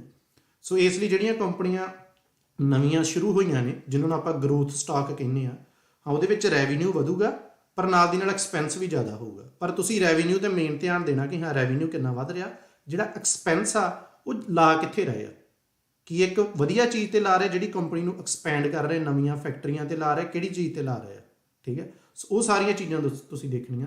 ਰੈਵਨਿਊ 2 ਤਰ੍ਹਾਂ ਦਾ ਹੁੰਦਾ, ਇੱਕ ਹੁੰਦਾ ਆਪਰੇਟਿੰਗ ਰੈਵਨਿਊ, ਇੱਕ ਨਾਨ ਆਪਰੇਟਿੰਗ। ਸੋ ਆਪਰੇਟਿੰਗ ਤੇ ਇਹ ਹੁੰਦਾ ਵਾ ਕਿ ਜਿਹੜੀਆਂ ਚੀਜ਼ਾਂ ਮੇਨ ਆ, ਹੁਣ ਜੇ ਐਪਲ ਦਾ ਮੇਨ ਰੈਵਨਿਊ ਕੀ ਆ, ਸੈੱਲਫੋਨ ਵੇਚਣੇ ਜਾਂ ਟੈਬਲੇਟ ਵੇਚਣੇ, ਸਾਰੀਆਂ ਆਈਪੈਡ ਵੇਚਣੇ, ਉਹਨਾਂ ਦਾ ਆਪਰੇਟਿੰਗ ਰੈਵਨਿਊ ਜਿਹੜੀ ਮੇਨ ਪ੍ਰੋਡਕਟ ਆ। ਨਾਨ ਆਪਰੇਟਿੰਗ ਆ, ਮੰਨ ਲਓ ਉਹਨਾਂ ਨੂੰ ਕਿਸੇ ਨੂੰ ਇਨਵੈਸਟਮੈਂਟ ਕਿਸੇ ਹੋਰ ਕੰਪਨੀ 'ਚ ਕੀਤੀ ਹੋਈ ਆ, ਉੱਥੋਂ ਉਹਨਾਂ ਨੂੰ ਪੈਸੇ ਆ ਰਹੇ ਨੇ, ਜਾਂ ਕਿਤੇ ਜਿੱਦਾਂ ਆਪਾਂ ਕਹਿ ਦਈਏ ਪੰਜਾਬੀ 'ਚ ਕਿ ਵਿਆਜੀ ਪੈਸੇ ਦਿੱਤੇ ਹੋਏ ਨੇ, ਉੱਤੇ ਵਿਆਜ ਆ ਰਿਹਾ, ਉਹ ਕੀ ਆ ਆਪਣਾ ਨਾਨ ਆਪਰੇਟਿੰਗ ਰੈਵਨਿਊ। ਹੁਣ ਐਂਡ ਤੇ ਨੈਟ ਇਨਕਮ ਆ ਜਾਂਦੀ ਹੈ। ਨੈਟ ਇਨਕਮ ਕਿਸੇ ਵੀ ਕੰਪਨੀ ਦੀ ਕੱਢਣੀ ਕਿੱਦਾਂ ਆ, ਰੈਵਨਿਊ ਜਿਹੜਾ ਵਾ ਗੇਨ ਆ ਮਾਈਨਸ ਐਕਸਪੈਂਸ ਕਰ ਦੇਣੇ ਆ। ਸੋ ਜਿੰਨੇ ਤੁਸੀਂ ਪੈਸੇ ਬਣਾਏ ਮਾਈਨਸ ਖਰਚਾ, ਉਹ ਤੁਹਾਡਾ ਨੈਟ ਇਨਕਮ ਆ ਜਾਣੀ ਹੈ। ਸੋ ਤੁਸੀਂ ਨੈਟ ਇਨਕਮ ਜ਼ਰੂਰ ਦੇਖਣੀ ਹੈ ਕਿ ਕੰਪਨੀ ਦੀ ਕਿੰਨੀ ਆ ਰਹੀ ਹੈ, ਕਿਉਂਕਿ ਨੈਟ ਇਨਕਮ ਦੇ ਨਾਲ ਹੀ ਜਿਹੜੀ ਆ ਅਰਨਿੰਗਸ ਆਉਂਦੀ ਆ ਤੇ ਅਰਨਿੰਗਸ ਪਰ ਸ਼ੇਅਰ ਆਉਂਦੀਆਂ ਨੇ। ਉਹਦੇ ਬਾਰੇ ਆਪਾਂ ਅੱਗੇ ਟੱਚ ਕਰਾਂਗੇ। ਨੈਕਸਟ ਆ ਗਈ ਬੈਲੈਂਸ ਸ਼ੀਟ। ਸੋ ਬੈਲੈਂਸ ਸ਼ੀਟ ਆਪਾਂ ਨੂੰ ਇਹ ਦੱਸਦੀ ਆ ਕਿ ਕੰਪਨੀ ਕੋਲ ਐਸਟ ਕਿੰਨੇ ਗਾ ਤੇ ਕਰਜ਼ਾ ਕਿੰਨਾ ਗਾ, ਠੀਕ ਹੈ। ਹੁਣ ਇਹਦੀ ਫਿਰ ਤੁਹਾਨੂੰ ਮੈਂ ਟਰੱਕਿੰਗ ਦੇ ਰਿਲੇਟਡ ਐਗਜ਼ਾਮਪਲ ਦੇਣਾ ਤਾਂ ਕਿ ਸਮਝ ਆ ਲੱਗ ਜੇ। ਹੁਣ ਮੰਨ ਲਓ ਤੁਸੀਂ ਨਵਾਂ ਜਿਹਾ ਟਰੱਕ ਲਿਆ ਕੋਈ, ਠੀਕ ਹੈ, ਉਹ ਜਿਹੜਾ ਟਰੱਕ ਉਹ ਤੁਹਾਡੀ ਐਸਟ ਆ, ਠੀਕ ਹੈ। ਪਰ ਉਹ ਤੁਸੀਂ ਟਰੱਕ ਲੈਣ ਲੱਗਿਆ 10,000 ਡਾਊਨ ਪਾਇਆ, 90,000 ਤੁਹਾਡਾ ਲੋਨ ਆ, ਜਿਹੜਾ ਉਹ 90,000 ਦਾ ਲੋਨ ਆ ਉਹ ਤੁਹਾਡੀ ਲਾਇਬਿਲਿਟੀ ਹੈ, ਠੀਕ ਹੈ। ਸੋ ਤੁਸੀਂ ਇਹ ਦੇਖਣਾ ਕਿ ਹੁਣ ਜਦੋਂ ਤੁਸੀਂ ਈਅਰ ਓਵਰ ਈਅਰ ਉਹ ਟਰੱਕ ਤੇ ਕੰਮ ਕਰੋਗੇ ਤੇ ਤੁਸੀਂ ਕੀ ਕਰੋਗੇ, ਪੈਸਾ ਕਮਾਓਗੇ। ਜਿਹੜਾ ਪੈਸਾ ਉਹ ਤੁਹਾਡਾ ਐਸੈਟ ਦੇ ਵਿੱਚ ਆਊਗਾ, ਰਿਟੇਨਡ ਅਰਨਿੰਗ ਦੇ ਵਿੱਚ ਆਊਗਾ, ਨੈਟ ਇਨਕਮ ਦੇ ਵਿੱਚ ਆਊਗਾ, ਜਿਹੜੀ ਆਪਾਂ ਪਿੱਛੇ ਕੀਤੀ ਸੀ। ਨਾਲ ਦੀ ਨਾਲ ਤੁਸੀਂ ਜਿਹੜਾ ਟਰੱਕ ਦਾ ਕਰਜ਼ਾ ਉਹ ਲਾਈ ਜਾਓਗੇ, ਠੀਕ ਹੈ। ਲਾਇਬਿਲਿਟੀ ਘਟਦੀ ਗਈ, ਐਸੈਟ ਵੱਧਦੇ ਗਏ। ਸੋ ਤੁਸੀਂ ਇਹ ਵੀ ਧਿਆਨ ਦੇਣਾ ਕਿ ਜਿਹੜੀ ਕੰਪਨੀ ਆ ਜਿਹੜੀ ਥੋੜੀ ਐਸਟੈਬਲਿਸ਼ ਹੋ ਚੁੱਕੀ ਆ, ਕਿ ਉਹਦੀਆਂ ਐਸੈਟ ਵੱਧ ਰਹੇ ਆ ਤੇ ਲਾਇਬਿਲਿਟੀ ਘਟ ਰਹੀਆਂ, ਠੀਕ ਹੈ। ਇਹ ਵੀ ਜਦੋਂ ਤੁਸੀਂ ਕੁਆਟਰ ਟੂ ਕੁਆਟਰ ਜਾਂ year two year number compare ਕਰਕੇ ਦੇਖੋਗੇ, ਉਹ ਤੁਹਾਨੂੰ ਪਤਾ ਲੱਗੂਗਾ ਉਹਦੇ ਵਿੱਚ ਬੈਲੈਂਸ ਸ਼ੀਟ ਦੇ ਵਿੱਚ ਜਾ ਕੇ ਕਿ ਕੀ ਹੋ ਰਿਹਾ। ਸੋ ਜਿਹੜਾ ਨੈਟਵਰਥ ਹੁੰਦਾ ਕੰਪਨੀ ਦਾ ਉਹ ਇਹੀ ਹੈ ਕਿ ਐਸੈਟ ਮਾਈਨਸ ਲਾਇਬਿਲਿਟੀ। ਹੁਣ ਜੇ ਤੁਸੀਂ ਆਪਣਾ ਨੈਟਵਰਥ ਦੇਖਣਾ ਹੋਵੇ, ਤੁਸੀਂ ਇਹ ਦੇਖਣਾ ਕਿ ਮੇਰੇ ਕੈਸ਼ ਬੈਂਕ ਅਕਾਊਂਟ 'ਚ ਪੈਸੇ ਕਿੰਨੇ ਆ, ਆਪਣਾ ਜੇ ਗੋਲਡ ਦੇਖ ਲਈਏ ਕਿੰਨਾ ਕਾ, ਜਾਂ ਮੈਂ ਕਿਤੇ ਹੋਰ ਪੈਸੇ ਰੱਖੇ ਹੋਏ ਆ, ਇਨਵੈਸਟ ਕੀਤੇ ਹੋਏ ਕਿੰਨੇ ਕਾ, ਕੈਸ਼ ਕਿੰਨਾ ਗਿਆ, ਠੀਕ ਹੈ। ਫਿਰ ਮੇਰੇ ਤੋਂ ਜ਼ਮੀਨ ਜਾਇਦਾਦ ਕਿੰਨੀ ਆ, ਉਹ ਸਾਰੀਆਂ ਤੁਹਾਡਾ ਐਸੈਟ ਆ। ਫਿਰ ਤੁਸੀਂ ਇਹ ਦੇਖਣਾ ਕਿ ਮੇਰੀ ਮੌਰਗੇਜ ਕਿੰਨੇ ਦੀ ਆ, ਹੋਰ ਕੋਈ ਲਾਈਨ ਆਫ ਕ੍ਰੈਡਿਟ ਕਾਰਡ ਕਿੰਨੇ ਦੇ ਨੇ, ਉਹ ਸਾਰੀਆਂ ਲਾਇਬਿਲਿਟੀਜ਼ ਆ। ਐਸੈਟ ਜਿਹੜੇ ਆ ਮਾਈਨਸ ਲਾਇਬਿਲਿਟੀ ਕਰਕੇ ਤੁਹਾਡਾ ਨੈਟਵਰਥ ਨਿਕਲ ਆਉਣਾ ਕਿ ਇੰਨਾ ਮੇਰਾ ਨੈਟਵਰਥ ਹੈਗਾ। ਸੋ ਇਦਾਂ ਹੀ ਆਪਾਂ ਕੰਪਨੀਆਂ ਦਾ ਨੈਟਵਰਥ ਕਰਦੇ ਹਾਂ। ਨੈਕਸਟ ਆ ਗਈ ਕੈਸ਼ ਫਲੋ ਸਟੇਟਮੈਂਟ। ਇਹ ਥੋੜੀ ਜਿਹੀ ਲੰਮੀ ਹੁੰਦੀ ਆ। ਇਹ ਕੀ ਹੈ ਕਿ ਥੋੜਾ ਜਿਹਾ ਆਪਾਂ ਨੂੰ ਇਹੀ ਇਹ ਤੋਂ ਪਤਾ ਲੱਗਦਾ, ਜਿੱਦਾਂ ਇਹ ਮੇਨ ਚੀਜ਼ ਆਪਾਂ ਕਹਿ ਨਹੀਂ ਸਕਦੇ ਪਰ ਮੇਨ ਪਾਰਟ ਵੀ ਆ। ਸੋ ਕੈਸ਼ ਫਲੋ ਸਟੇਟਮੈਂਟ ਤੋਂ ਇਹ ਪਤਾ ਲੱਗਦਾ ਕਿ ਜਿਹੜਾ ਕੈਸ਼ ਉਹ ਬਣਾ ਰਿਹਾ ਕਿੱਥੋਂ ਆ ਰਿਹਾ, ਠੀਕ ਹੈ, ਤੇ ਕਿੱਧਰ ਨੂੰ ਜਾ ਰਿਹਾ। ਸੋ ਇਹਦੇ ਵਿੱਚ ਜੇ ਦੂਸਰਾ ਪੁਆਇੰਟ ਦੇਖੀਏ, ਜਿਹੜੀ ਕੈਸ਼ ਫਲੋ ਸਟੇਟਮੈਂਟ ਆ ਉਹ 3 ਤਰੀਕੇ ਦੀ ਹੁੰਦੀ ਆ। ਇੱਕ ਆਪਰੇਸ਼ਨਸ, ਇਨਵੈਸਟਮੈਂਟ ਤੇ ਫਾਈਨੈਂਸਿੰਗ। ਸੋ ਆਪਰੇਸ਼ਨ ਦੇ ਵਿੱਚ ਹੁੰਦਾ ਕਿ ਜਿਹੜੀਆਂ ਉਹ ਚੀਜ਼ਾਂ ਬਾਏ ਜਾਂ ਸੈੱਲ ਕਰਦੇ ਨੇ। ਆਪਾਂ ਆਈਫੋਨ ਦੀ, ਐਪਲ ਦੀ ਐਗਜ਼ਾਮਪਲ ਲੈਂਦੇ ਆ, ਉਹ ਆਈਫੋਨ ਸੈੱਲ ਕਰ ਰਹੇ ਨੇ, ਠੀਕ ਹੈ, ਉਹਨਾਂ ਨੂੰ ਕੈਸ਼ ਮਿਲ ਰਿਹਾ। ਨਾਲ ਦੀ ਨਾਲ ਇਨਵੈਂਟਰੀ ਲਿਆ ਰਹੇ ਨੇ, ਨਵੇਂ ਆਈਫੋਨ ਬਿਲਡ ਕਰ ਰਹੇ ਨੇ, ਉੱਥੇ ਉਹਨਾਂ ਦਾ ਕੈਸ਼ ਲੱਗ ਰਿਹਾ ਵਾ। ਕੋਈ ਚਿੱਪਾਂ ਬਣਾ ਰਿਹਾ, ਕੋਈ ਵੀ ਆਈਫੋਨ ਤਿਆਰ ਕਰ ਰਿਹਾ। ਨਾਲ ਦੀ ਨਾਲ ਸੈਕੰਡ ਕੈਸ਼ ਫਲੋ ਦੇ ਵਿੱਚ ਹੁੰਦਾ ਇਨਵੈਸਟਿੰਗ। ਸੋ ਇਨਵੈਸਟਿੰਗ ਦੇ ਵਿੱਚ ਕੀ ਆ ਜਾਂਦਾ, ਮੰਨ ਲਓ ਉਹਨਾਂ ਨੇ ਕਿਸੇ ਪ੍ਰਾਪਰਟੀ ਦੇ ਵਿੱਚ ਪੈਸਾ ਇਨਵੈਸਟ ਕੀਤਾ, ਕਿਸੇ ਹੋਰ ਕੰਪਨੀ ਦੇ ਵਿੱਚ ਪੈਸਾ ਇਨਵੈਸਟ ਕੀਤਾ, ਠੀਕ ਹੈ, ਉਹ ਕੀ ਆ, ਤੁਹਾਨੂੰ ਉਹਨਾਂ ਨੂੰ ਕੈਸ਼ ਫਲੋ ਇਨ ਲਿਆ ਰਿਹਾ। ਪਰ ਜੇ ਉਹਨਾਂ ਨੇ ਕੋਈ ਨਵਾਂ ਇਕੁਇਪਮੈਂਟ ਲੈ ਲਿਆ, ਠੀਕ ਹੈ, ਕੋਈ ਚੀਜ਼ ਨਵੀਂ ਐਡ ਕਰ ਲਈ ਫੈਕਟਰੀ ਦੇ ਵਿੱਚ, ਕੋਈ ਮਸ਼ੀਨ ਨਵੀਂ, ਕੋਈ ਨਵੀਂ ਇੱਕ ਬੈਲਟ ਲਾ ਲਈ ਉੱਥੇ, ਜਾਂ ਕੁਝ ਵੀ ਕਰ ਲਿਆ, ਉੱਥੇ ਜਿਹੜੀ ਇਨਵੈਸਟਮੈਂਟ ਕੀਤੀ ਉਹ ਕੈਸ਼ ਫਲੋ ਆਊਟ ਹੋ ਗਿਆ। ਤੀਸਰਾ ਆ ਫਾਈਨੈਂਸਿੰਗ। ਫਾਈਨੈਂਸਿੰਗ ਕੀ ਹੈ ਕਿ ਜੇ ਕੋਈ ਲੋਨ ਲੈ ਰਿਹਾ, ਉਹ ਕੈਸ਼ ਫਲੋ ਇੰਨਾ, ਪਰ ਜਿਹੜਾ ਲੋਨ ਤੇ ਕਰਜ਼ਾ ਤੇ ਵਿਆਜ ਦੇ ਰਹੇ ਉਹ ਕੈਸ਼ ਫਲੋ ਉਹਨਾਂ ਦਾ ਆਊਟ ਹੋ ਜਾਣਾ। ਸੋ ਕੈਸ਼ ਫਲੋ ਇਹਨਾਂ ਪੈਸਾ ਆ ਕਿੱਥੋਂ ਰਿਹਾ, ਜਾ ਕਿੱਥੇ ਰਿਹਾ। ਫਿਰ ਨਾਲ ਦੀ ਨਾਲ ਆਪਾਂ ਇਹ ਦੇਖਣਾ ਕਿ ਕੰਪਨੀ 'ਚ ਬਚਦਾ ਕਿੰਨਾ, ਕਿਉਂਕਿ ਐਂਡ ਆਫ ਦਾ ਡੇ ਪੈਸਾ ਆਉਣਾ ਜ਼ਿਆਦਾ ਚਾਹੀਦਾ, ਜਾਣਾ ਬਾਹਰ ਘੱਟ ਚਾਹੀਦਾ। ਫਿਰ ਹੀ ਕੰਪਨੀ ਜਿਹੜੀ ਆ ਉਹ ਪ੍ਰੋਫਿਟੇਬਲ ਹੋਊਗੀ ਐਂਡ ਤੇ। ਸੋ ਹੁਣ ਜਿਹੜੀ ਪ੍ਰੈਸ ਰਿਲੀਜ਼ ਆ ਇਹ ਬਹੁਤ ਇੰਪੋਰਟੈਂਟ ਆ। ਹੁਣ ਕਈ ਵਾਰੀ ਆਪਾਂ ਕੀ ਕਰਦੇ ਹਾਂ ਕਿ ਜਦੋਂ ਵੀ ਕਿਸੇ ਵੀ ਕੰਪਨੀ ਦੀ ਅਰਨਿੰਗਸ ਆਉਂਦੀ ਆ, ਆਪਾਂ ਨਾਲ ਦੀ ਨਾਲ ਉਹਦਾ ਦੇਖਦੇ ਹਾਂ ਕਿ ਉਹਨੇ ਬੀਟ ਕੀਤਾ, ਠੀਕ ਹੈ, ਇਹਦੀ ਆਪਾਂ ਅੱਗੇ ਗੱਲ ਕਰਾਂਗੇ ਕਿ ਬੀਟ ਕੀਤਾ ਜਾਂ ਮਿਸ ਕਰ ਗਈ earnings, top of the line ਜਾਂ ਬਾਟਮ ਆਫ ਦਾ ਲਾਈਨ, ਤੇ ਫਿਰ ਆਪਾਂ ਉਹਨੂੰ ਦੇਖ ਕੇ ਟ੍ਰੇਡ ਕਰਨਾ ਸ਼ੁਰੂ ਕਰ ਦਿੰਦੇ ਹਾਂ। ਪਰ ਜਿਹੜਾ ਅਸਲ ਤੁਹਾਨੂੰ ਪਤਾ ਲੱਗਦਾ ਵਾ, ਮੰਨ ਲਓ ਕਿਸੇ ਕੰਪਨੀ ਦੀ 4 ਵਜੇ ਈਸਟਰਨ ਟਾਈਮ ਅਰਨਿੰਗਸ ਆਈ ਆ, 4:30 ਉਹਨਾਂ ਨੇ ਆਪਣੀ ਪ੍ਰੈਸ ਕਾਨਫਰੰਸ ਰੱਖੀ ਹੋਈ ਆ। ਪ੍ਰੈਸ ਰਿਲੀਜ਼ ਦੇ ਵਿੱਚ ਕੀ ਹੈ ਕਿ ਜਿਹੜੇ ਵੀ ਕੋਈ CEO ਆਉਂਦਾ ਜਾਂ CFO ਆਉਂਦੇ ਨੇ ਕੰਪਨੀ ਦੇ, ਉਹ ਆਣ ਕੇ ਗੱਲਬਾਤ ਕਰਦੇ ਨੇ ਤੇ ਇੱਕ ਆਪਣਾ ਫਾਰਵਰਡ ਜਿਹੜਾ ਫਿਊਚਰ ਵਿਜ਼ਨ ਆ ਉਹ ਸਾਨੂੰ ਸੈੱਲ ਕਰਕੇ ਜਾਂਦੇ ਨੇ। ਜਿੱਦਾਂ ਹੁਣ ਇਲਾਨ ਮਸਕ ਨੇ ਟੈਸਲਾ ਦੀ ਅਰਨਿੰਗ ਜ਼ਿਆਦਾ ਵਧੀਆ ਨਹੀਂ ਸੀ ਆਈ, ਠੀਕ ਸੀ, ਪਰ ਉਹਨੇ ਆਣ ਕੇ ਇਹ ਕਹਿ ਦਿੱਤਾ ਕਿ ਇੱਕ ਦਿਨ ਜਿਹੜੀ ਟੈਸਲਾ ਵਾ ਉਹ ਰੈਮਕੋ ਤੋਂ ਤੇ ਨਾਲ ਦੀ ਨਾਲ ਐਪਲ ਤੋਂ ਵੱਡੀ ਕੰਪਨੀ ਹੋ ਜਾਊਗੀ। ਉਹਨੇ ਕੀ ਕੀਤਾ, ਪ੍ਰੈਸ ਕਾਨਫਰੰਸ ਦੇ ਵਿੱਚ ਤੁਹਾਨੂੰ ਇੱਕ ਵਿਜ਼ਨ ਸੈੱਲ ਕੀਤਾ ਕੰਪਨੀ ਦਾ ਕਿ ਅਸੀਂ ਜਾ ਕਿੱਧਰ ਨੂੰ ਰਹੇ ਹਾਂ। ਉਹ ਚੀਜ਼ ਫਿਰ ਕੀ ਕਰਦੀ ਆ ਕਿ ਸਟਾਕ ਨੂੰ ਥੋੜਾ ਜਿਹਾ ਹੋਲਡ ਕਰ ਲੈਂਦੀ ਆ। ਆਪਾਂ ਇਹ ਦੇਖਣਾ ਕਿ ਉਹ ਕੀ ਫਿਊਚਰ ਬਾਰੇ ਕੀ ਦੱਸ ਰਿਹਾ, ਕਿ ਅਸੀਂ ਕਿੱਧਰ ਨੂੰ ਜਾ ਰਹੇ ਹਾਂ, ਕੀ ਨਵੀਂ ਟੈਕਨੋਲੋਜੀ ਲੈ ਕੇ ਆ ਰਹੇ ਹਾਂ, ਕਿਹੜਾ ਕਾਰਨ ਸੀ ਜਿਹਦੇ ਕਰਕੇ। ਹੁਣ ਆਪਾਂ ਇਹ ਤੇ ਦੇਖ ਲਿਆ ਕਿ ਰੈਵਨਿਊ ਘਟ ਗਿਆ, ਪਰ ਉਹਦੇ ਪਿੱਛੇ ਕਾਰਨ ਵੀ ਪਤਾ ਹੋਣਾ ਚਾਹੀਦਾ। ਹੁਣ ਜਿੱਦਾਂ ਕਾਰਨ ਆ ਕਿ ਚਾਈਨਾ ਦੇ ਵਿੱਚ ਦੀ ਸਾਡੀ ਫੈਕਟਰੀ ਬੰਦ ਹੋ ਗਈ ਸੀ ਕੋਵਿਡ ਕਰਕੇ। ਹੁਣ ਆਪਾਂ ਨੂੰ ਪਤਾ ਕਿ ਇੱਕ ਜਾਇਜ਼ ਰੀਜ਼ਨ ਆ ਜਿਹਦੇ ਕਰਕੇ ਰੈਵਨਿਊ ਘਟਿਆ। ਜਦੋਂ ਫੈਕਟਰੀ ਓਪਨ ਹੋ ਗਈ ਰੈਵਨਿਊ ਵੱਧ ਵੀ ਜਾਣਾ, ਠੀਕ ਹੈ, ਉੱਥੇ ਜ਼ਿਆਦਾ ਵਰੀ ਕਰਨ ਦੀ ਲੋੜ ਨਹੀਂ। ਸੋ ਤੁਸੀਂ ਪ੍ਰੈਸ ਰਿਲੀਜ਼ ਦੇ ਵਿੱਚ ਦੇਖਣਾ ਵਾ, ਉਹਦੀ ਟ੍ਰਾਂਸਕ੍ਰਿਪਟ ਵੀ ਆ ਜਾਂਦੀ ਹੈ ਇੱਕ ਦਿਨ ਬਾਅਦ ਕਿ ਉਹਦੇ ਵਿੱਚ ਕੀ ਹੋ ਰਿਹਾ, ਕੀ ਦੱਸ ਰਿਹਾ, ਕਿ ਫਿਊਚਰ ਦੇ ਵਿੱਚ ਆਪਾਂ ਕੀ ਕਰ ਰਹੇ ਹਾਂ ਤੇ ਫਿਊਚਰ ਦੀ ਗਾਈਡੈਂਸ ਕੀ ਦਿੰਦੇ ਆ। ਹੁਣ ਜਿਹੜੀ ਨੈਕਸਟ ਆਲਮੋਸਟ ਆਪਾਂ ਡਨ ਹੀ ਆ। ਨੈਕਸਟ ਦੇ ਵਿੱਚ ਕੀ ਆ, ਜਿਹੜਾ ਮੇਨ ਜਿਹੜੀ ਸਟਾਕ ਨੂੰ ਚੀਜ਼ ਹਿਲਾਉਂਦੀ ਆ ਉਹ ਕੀ ਹਿਲਾਉਂਦੀ ਆ, ਕਿ ਜਿਹੜੀ ਸਮਰੀ ਆ ਰਹੀ ਆ। ਸਮਰੀ ਕੀ ਹੁੰਦੀ ਆ ਕਿ ਅਰਨਿੰਗ ਪਰ ਸ਼ੇਅਰ ਕੀ ਆ ਕੰਪਨੀ ਦਾ, ਠੀਕ ਹੈ। ਸੋ ਪਹਿਲਾਂ ਐਨਾਲਿਸਟ ਇੱਕ ਅੰਦਾਜ਼ਾ ਲਾਉਂਦੇ ਨੇ। ਸੋ ਆਪਾਂ ਇਹ ਦੇਖਣਾ ਹੁੰਦਾ ਕਿ ਐਨਾਲਿਸਟ ਦੀ ਐਕਸਪੈਕਟੇਸ਼ਨ ਕੀ ਆ। ਉਹ ਕਿੱਥੇ ਦੇਖਣਾ ਆ, ਉਹ ਤੁਹਾਨੂੰ ਮੈਂ ਵੈਬਸਾਈਟ ਸ਼ੋਅ ਕਰ ਹੀ ਦੇਣਾ ਕਿ ਆਪਾਂ ਜਿਹੜੀ ਐਨਾਲਿਸਟ ਦੀ ਐਕਸਪੈਕਟੇਸ਼ਨ ਆ ਉਹ ਕਿੱਥੇ ਦੇਖਣੀ ਆ। ਉਹ ਤੁਸੀਂ ਦੇਖ ਸਕਦੇ ਹੋ ਇਸ ਵੈਬਸਾਈਟ ਤੇ, ਅਰਨਿੰਗਸ ਵਿਸਪਰ। ਅਰਨਿੰਗ ਵਿਸਪਰ ਇੱਕ ਵੈਬਸਾਈਟ ਆ ਜਿਹੜੀ ਸਿਰਫ ਹੈ ਹੀ ਅਰਨਿੰਗਸ ਦੇ ਲਈ ਆ, ਹੋਰ ਕੋਈ ਕੰਮ ਹੀ ਹੈ ਨਹੀਂ ਇਹਨਾਂ ਦਾ। ਇਹ ਨਾਲ ਦੀ ਤੁਹਾਨੂੰ ਵੀ ਪੁੱਛਦੇ ਰਹਿੰਦੇ ਆ ਕਿ ਦੱਸੋ ਤੁਸੀਂ ਕੀ ਐਕਸਪੈਕਟ ਕਰਦੇ ਹੋ ਅਰਨਿੰਗ ਦੇ ਵਿੱਚ। ਹੁਣ ਜੇ ਨਵੀਡੀਆ ਦੀ ਅਰਨਿੰਗ ਆਉਣੀ ਆ 16 ਨਵੰਬਰ ਨੂੰ, ਤੇ ਐਨਾਲਿਸਟ ਜਾਂ ਸਾਰਿਆਂ ਦਾ ਕੀ ਅੰਦਾਜ਼ਾ ਲਾ ਰਿਹਾ ਕਿ ਜਿਹੜਾ ਅਰਨਿੰਗ ਪਰ ਸ਼ੇਅਰ ਆਊਗਾ ਉਹ ਆਊਗਾ 47 ਸੈਂਟ। ਅਰਨਿੰਗ ਪਰ ਸ਼ੇਅਰ ਕੀ ਹੁੰਦਾ ਆ ਕਿ ਜਿੰਨੇ ਵੀ ਕੰਪਨੀ ਦੀ ਨੈਟ ਇਨਕਮ, ਠੀਕ ਹੈ। ਸੋ ਆਪਾਂ ਪਹਿਲੀ ਇਨਕਮ ਸਟੇਟਮੈਂਟ ਦੇ ਵਿੱਚ ਪੜਿਆ ਹੋਣਾ ਕਿ ਨੈਟ ਇਨਕਮ ਕੀ ਹੈ ਕਿ ਕੰਪਨੀ ਨੇ ਪੈਸੇ ਕਿੰਨੇ ਬਣਾਏ ਮਾਈਨਸ ਖਰਚੇ ਕਿੰਨੇ ਸੀ ਉਹਦੇ, ਉਹਨਾਂ ਨੂੰ ਮਾਈਨਸ ਕਰਕੇ ਜਿਹੜੀ ਆ ਗਈ ਉਹ ਨੈਟ ਇਨਕਮ ਆ। ਫਿਰ ਨੈਟ ਇਨਕਮ 'ਚੋਂ ਆਪਾਂ ਜੇ ਕੋਈ ਕੰਪਨੀ ਡਿਵੀਡੈਂਡ ਪੇ ਕਰਦੀ ਉਹ ਮਾਈਨਸ ਕਰ ਦੇਣਾ, ਕਿਉਂਕਿ ਡਿਵੀਡੈਂਡ ਸਿੱਧਾ ਹੀ ਬਾਹਰ ਚਲ ਜਾਣਾ। ਉਹਨੂੰ ਬਾਅਦ 'ਚ ਡਿਵਾਈਡ ਕਰਨਾ ਆਪਾਂ ਕਿ ਕੰਪਨੀ ਦੇ ਜਿਹੜੇ ਆ ਨੰਬਰ ਆਫ ਸ਼ੇਅਰਸ ਕਿੰਨੇ ਨੇ ਡਾਇਲੂਟਡ ਮਾਰਕੀਟ ਦੇ ਵਿੱਚ, ਠੀਕ ਹੈ। ਸੋ ਉਹਨੂੰ ਕਹਿ ਦਿੰਦੇ ਆ ਕਿ earning per share. So basically net income divide by number of diluted shares. So ਫਿਰ ਇੱਕ ਸ਼ੇਅਰ ਦੇ ਪਿੱਛੇ ਕਿੰਨੀ ਇਨਕਮ ਬਣ ਰਹੀ ਆ ਉਹ ਆਪਾਂ ਦੇਖਣਾ। ਹੁਣ ਜੇ ਮੰਨ ਲਓ ਨਵੀਡੀਆ ਦਾ ਸ਼ੇਅਰ $140 ਦਾ, ਉਹ ਕਹਿੰਦੇ ਕਿ ਜੇ $140 ਦੇ ਇੱਕ ਸਟਾਕ ਦੇ ਪਿੱਛੇ $140 ਦੇ ਪਿੱਛੇ ਉਹ 47 ਸੈਂਟ ਜਿਹੜਾ ਵਾ ਪ੍ਰੋਫਿਟ ਬਣਾ ਰਹੇ ਨੇ, ਇੱਕ ਅਰਨਿੰਗ ਪਰ ਸ਼ੇਅਰ ਆ। ਨਾਲ ਦੀ ਨਾਲ ਰੈਵਨਿਊ ਕਿੰਨਾ ਐਕਸਪੈਕਟ ਕਰ ਰਹੇ ਆ ਆਹ ਵਾਲਾ, ਠੀਕ ਹੈ। ਹੁਣ ਆਪਾਂ ਇਹ ਦੇਖਣਾ ਵਾ ਕਿ ਜਿੱਦਣ ਇਹਨਾਂ ਦੀ ਅਰਨਿੰਗਸ ਆਉਂਦੀ ਆ, ਇਹ ਆਉਣੀਆਂ ਨਵੰਬਰ 16 ਨੂੰ 4:20 ਤੇ ਮਾਰਕੀਟ ਬੰਦ ਹੋਣ ਤੋਂ ਬਾਅਦ। ਪਹਿਲਾਂ ਤਾਂ ਸਾਰਿਆਂ ਨੇ ਇਹੀ ਦੇਖਣਾ ਕਿ ਇਹਨਾਂ ਨੂੰ ਬੀਟ ਕੀਤਾ, top of the line bottom the of the line ਦੋਵੇਂ ਇਹਨਾਂ ਨੂੰ ਬੀਟ ਕੀਤਾ, ਠੀਕ ਹੈ। ਹੁਣ ਇਹ ਬੀਟ ਜੇ ਕੀਤਾ ਪੋਜ਼ਿਟਿਵ ਚੀਜ਼ ਆ, ਜੇ ਬੀਟ ਨਹੀਂ ਕੀਤਾ ਨੈਗੇਟਿਵ ਚੀਜ਼ ਆ, ਸਟਾਕ ਨੇ ਨਾਲ ਦੀ ਨਾਲ ਥੱਲੇ ਡਿੱਗਣਾ, ਠੀਕ ਹੈ। ਹੁਣ ਤੁਹਾਨੂੰ ਇੱਥੇ ਥੋੜੀ ਜਿਹੀ ਟ੍ਰਿਕ ਦੱਸਦਾ ਕਿ ਆਪਾਂ ਟ੍ਰੇਡ ਕਿੱਦਾਂ ਕਰਨਾ। ਹੁਣ ਟ੍ਰੇਡ ਤੁਸੀਂ ਕਦੇ ਵੀ ਜੇ ਵਧੀਆ ਤਰੀਕੇ ਨਾਲ ਰਿਸਕ ਨਹੀਂ ਲੈਣਾ ਤੇ ਟ੍ਰੇਡ ਕਰਨਾ, ਅਰਨਿੰਗ ਆਉਣ ਤੋਂ ਪਹਿਲਾਂ ਟ੍ਰੇਡ ਨਹੀਂ ਕਰਨਾ। ਅਰਨਿੰਗ ਆਉਣ ਤੋਂ ਪਹਿਲਾਂ ਤੁਹਾਡਾ ਕੰਮ ਇੰਨਾ ਕੀ ਹੈ ਕਿ ਸਿਰਫ ਤੁਸੀਂ ਚਾਰਟ ਵਗੈਰਾ ਡਰਾ ਕਰਕੇ ਰੱਖੋ ਕਿ ਜੇ ਵਰਸ ਕੇਸ ਸਟਾਕ ਡਿੱਗਦਾ ਵਾ ਥੋੜਾ ਜਿਹਾ ਦੂਰ ਦੇਖੋ ਕਿ ਹਾਂ ਕਿੱਥੇ ਡਿੱਗੂਗਾ, ਕਿੱਥੇ ਇਹਨੂੰ ਸਪੋਰਟ ਮਿਲੂਗੀ। ਜੇ ਸਟਾਕ ਉੱਪਰ ਜਾਂਦਾ ਕਿੱਥੇ ਇਹਨੂੰ ਰੈਜ਼ਿਸਟੈਂਸ ਮਿਲੂਗਾ, ਠੀਕ ਹੈ। ਜਦੋਂ ਅਰਨਿੰਗਸ ਆਉਂਦੀ ਹੈ ਉਸ ਤੋਂ ਬਾਅਦ ਕੀ ਰਿਐਕਸ਼ਨ ਹੁੰਦਾ ਵਾ, ਤੁਹਾਡੇ ਸਪੋਰਟ ਜਾਂ ਰੈਜ਼ਿਸਟੈਂਸ ਨੂੰ ਟੱਚ ਕਰ ਰਿਹਾ, ਉਸ ਲੈਵਲ ਤੋਂ ਫਿਰ ਆਪਾਂ ਐਂਟਰੀ ਲੈਣੀ ਹੈ, ਠੀਕ ਹੈ। ਨਾਲ ਦੀ ਨਾਲ ਫਿਰ ਆਪਾਂ ਪ੍ਰੈਸ ਕਾਨਫਰੰਸ ਤੱਕ ਵੇਟ ਵੀ ਕਰ ਸਕਦੇ ਹਾਂ ਕਿ ਸਟਾਕ ਦੀ ਡਾਇਰੈਕਸ਼ਨ ਕੀ ਹੁੰਦੀ ਆ। ਹਾਂ, ਆਪਾਂ ਜਿਹੜੀ ਪਹਿਲੀ ਸਪਾਈਕ ਆ ਉਹ ਮਿਸ ਕਰ ਜਾਾਂਗੇ, ਪਰ ਆਪਾਂ ਮਿਸ ਦੋਵੇਂ ਪਾਸੇ ਕਰ ਗਏ ਕਿ ਜੇ ਆਪਾਂ ਨੂੰ ਘਾਟਾ ਪੈਣਾ ਸੀ ਤਾਂ ਵੀ ਨਹੀਂ ਪੈਣਾ, ਜੇ ਬੈਨੀਫਿਟ ਹੋਣਾ ਸੀ ਤਾਂ ਵੀ ਨਹੀਂ ਹੋਣਾ। ਇੱਕ ਆਪਾਂ ਥੋੜੀ ਜਿਹੀ ਕੀ ਹੈ ਕਿ ਸਟੇਬਲ ਐਂਟਰੀ ਲੈ ਲਈ। ਹੁਣ ਜੇ ਰੀਸੈਂਟ ਦੇਖੋ ਤੁਸੀਂ ਐਮਾਜ਼ੋਨ ਦੀ ਅਰਨਿੰਗ ਤੇ ਐਪਲ ਦੀ ਅਰਨਿੰਗ ਆਈ। ਹੁਣ ਜਿਨ੍ਹਾਂ ਨੇ ਐਪਲ ਦੀ ਅਰਨਿੰਗ ਦੇ ਐਪਲ ਦੀ ਸ਼ਾਰਟ ਕਰਤੇ ਉਹ ਘਾਟੇ ਦੇ ਵਿੱਚ ਚਲ ਗਏ, ਜਿਨ੍ਹਾਂ ਨੇ ਐਮਾਜ਼ੋਨ ਦੀ ਸ਼ਾਰਟ ਕਰਤੇ ਉਹ ਕੀ ਆ ਪ੍ਰੋਫਿਟ ਦੇ ਵਿੱਚ ਸੀ। ਹੁਣ ਜੇ ਦੋਵੇਂ ਜਾਣੇ ਵੇਟ ਕਰ ਲੈਂਦੇ ਤੇ ਅਰਨਿੰਗ ਆਉਣ ਦਿੰਦੇ ਤੇ ਦੇਖਦੇ ਕਿ ਹਾਂਜੀ ਐਮਾਜ਼ੋਨ ਦੀ ਅਰਨਿੰਗ ਜਿਹੜੀ ਆ ਵਰਸ ਆਈ ਆ, ਹੁਣ ਇਹਨੂੰ ਆਪਾਂ ਸ਼ਾਰਟ ਕਰਦੇ ਹਾਂ, ਉਹ ਥੋੜਾ ਜਿਹਾ ਸ਼ਾਰਟ ਕਰਕੇ ਪੈਸੇ ਬਣਾ ਲੈਂਦੇ ਜੇ ਅਗਲੇ ਦਿਨ ਮਾਰਨਿੰਗ 'ਚ ਟ੍ਰੇਡ ਕਰਦੇ।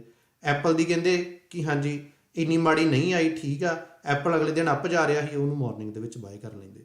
ਸੋ ਤੁਸੀਂ ਵੇਟ ਕਰਕੇ ਪੈਸੇ ਤੁਸੀਂ ਪ੍ਰੋਫਿਟ ਉਹੀ ਬਣਾ ਲੈਣਾ ਆ, ਪਰ ਇਹ ਹੈ ਕਿ ਜੇ ਤੁਸੀਂ ਟੂ ਅਰਲੀ ਐਂਟਰ ਹੋ ਜਾਂਦੇ ਹੋ ਫਿਰ ਤੁਸੀਂ ਰਿਸਕ ਜ਼ਿਆਦਾ ਲੈ ਰਹੇ ਹੋ। ਸੋ ਅਰਨਿੰਗ ਆਉਣ ਦਿਓ, ਉਸ ਤੋਂ ਬਾਅਦ ਦੇਖੋ ਕਿ ਆਪਣੇ ਸਪੋਰਟ ਤੋਂ ਜਾਂ ਰੈਜ਼ਿਸਟੈਂਸ ਤੋਂ ਕਿੱਥੋਂ ਐਂਟਰ ਹੋਣਾ, ਫਿਰ ਆਪਾਂ ਹੋ ਸਕਦੇ ਹਾਂ। ਸੋ ਇੱਥੇ ਤੁਸੀਂ ਚੈੱਕ ਕਰ ਸਕਦੇ ਹੋ ਐਨਾਲਿਸਟ ਦਾ ਕਿ ਉਹਨਾਂ ਦੀ ਪ੍ਰੈਡਿਕਸ਼ਨ ਕੀ ਆ, ਫਿਰ ਉਹਦੇ ਨਾਲ ਆਪਾਂ ਮੈਚ ਕਰਨਾ। ਹੁਣ ਸੈਕਿੰਡ ਆ ਯਾਹੂ ਫਾਈਨੈਂਸ ਤੇ ਚੱਲ ਜਾਓ ਤੁਸੀਂ, ਉੱਥੇ ਤੁਹਾਨੂੰ ਅਰਨਿੰਗ ਦਾ ਸਾਰਾ ਡਾਟਾ ਮਿਲ ਜੂਗਾ, ਥੋੜਾ ਅਪ ਟੂ ਡੇਟ ਨਹੀਂ ਆ, ਇਸ ਲਈ ਤੁਸੀਂ ਜੇ SEC ਫਾਈਲਿੰਗ ਤੇ ਚੱਲ ਜਾਓਗੇ ਸਾਰਾ ਕੁਝ ਵਧੀਆ ਮਿਲ ਜੂਗਾ। ਪਰ ਆਪਾਂ ਇੱਥੇ ਦੇਖਣਾ ਕੀ ਆ ਮੇਨ। ਸੋ ਇੱਥੇ ਤੁਸੀਂ ਕੀ ਦੇਖਣਾ, ਜਿਹੜਾ ਚਾਰਟ ਆ ਰਿਹਾ ਰਾਈਟ ਹੈਂਡ ਸਾਈਡ ਤੇ ਬਾਟਮ ਤੇ, ਜਿਹੜੀਆਂ ਇਹ ਬਿਲਡਿੰਗਾਂ ਵਾ, ਦੋ ਬਿਲਡਿੰਗ ਨੇ, ਜਿਹੜੀ ਗ੍ਰੀਨ ਵਾਲੀ ਉਹ ਰੈਵਨਿਊ ਦੀ ਆ, ਕਿੰਨਾ ਰੈਵਨਿਊ ਲੈ ਕੇ ਆ ਰਹੇ ਆ, ਦੂਸਰੀ ਅਰਨਿੰਗ ਦੀ ਆ ਕਿ ਸਾਰੇ ਐਕਸਪੈਂਸ ਵਗੈਰਾ ਕੱਢ ਕੇ ਫਿਰ ਪਿੱਛੇ ਬਚ ਕੀ ਰਿਹਾ ਉਹਨਾਂ ਦੀ ਜੇਬ ਦੇ ਵਿੱਚ।